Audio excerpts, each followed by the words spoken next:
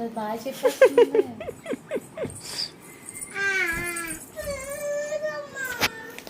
ప్లీజా వచ్చి అలా ఇంకొకసారి వెళ్ళిపోమంటారా అయితే? సరే ఇది వచ్చేస్తాను. బతిమా గడ్డం పట్టుకో.